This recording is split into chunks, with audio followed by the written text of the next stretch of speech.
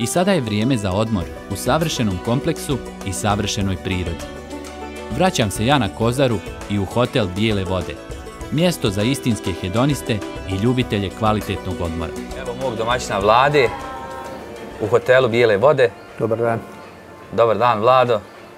Evo, nakon napornog dana ja sam odlučio da dođem ovdje kod tebe malo da odmorim od silne šetnje i kupanja i svega, da odmorim i da nešto dobro pojedim. Jesam li ja na pravom mjestu? Nema šta, prije svega kvalitetno potrošio svoju energiju, jer ovaj zrak ovdje već te uzme pod svoje, tako da na pravom si mjestu. Dakle, naš hotel je idealna oaza, ja kažem, odmor za dušu i tijelo. I ovaj objekat, moram priznati da se jako lijepo uklapa u svu ovu okolinu. Tako je, da je onako nekako diskretno napravljen. Objekat sam po sebi je bio zahtjevan. Hoću da kažem, diskretno je napravljen okolo, ali recimo kad se uđe unutra, onda onako osjeti čovjek sav neki raskoš. Tako je, dakle, ovo je urađeno 22. godine, adaptacija, proširenje, ali pod ozbiljnom dirigentskom palicom arhitektonskog studija koji radi isključivo spa hotele u prirodi. Dakle, nije bilo lako izgraditi, sami ambijent, samo borova šuma, dakle sve diriguje, ne smije biti posjećeno nijedno drvo. Dakle, sve je urađeno, ajmo reći, u skladu sa prirodom, da se potpuno stopi sa ambijentom. A unutra je razigrana, ajmo reći, interijer, da bi gostima bilo ugodno, i da ne bilo dosadno. U ponudi hotela je 30 soba i apartmana, bogat spa centar i vanjski bazen. Mene trenutno zanima nešto drugo. Gastronomska ponuda. Šta je ovo, Vlado?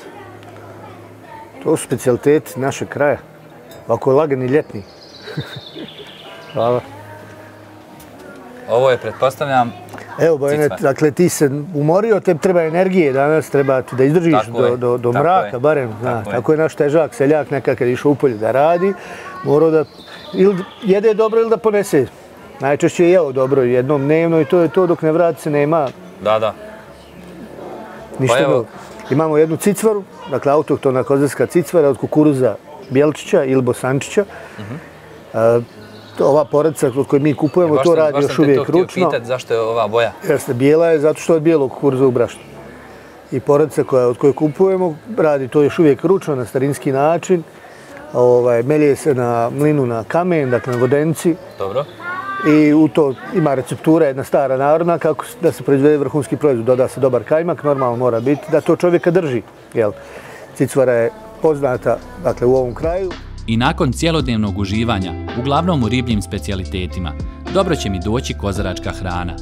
Na tanjiru je teletna ispod sača, jedan od specijaliteta, dakle, našeg restorana. Svaki dan pečemo sač, dok ima, kad prodamo kažemo da nestalo i jedite naš drugo, bit će sutra. Dobro, a šta je to drugo? Koliko vidim da je onako prilično dobar izbor jela. Pa prilično dobar izbor jela, ostatak je, dakle, rolovana teletina, dobar roštilj, dobri komadi mesa, dobra variva, dobri gulaš, srneći gulaš, goveđi gulaš, tako dalje. Dakle, trudimo se da imamo... Pa dobro, Bože moj, ako nema teletine, imaju ljudi šta da pojedu. Tako je, svakako imaju ljudi. Evo, ja sam imao sreće da se još nije rasprodalo sve. Da me sačeka malo teletine, tako da...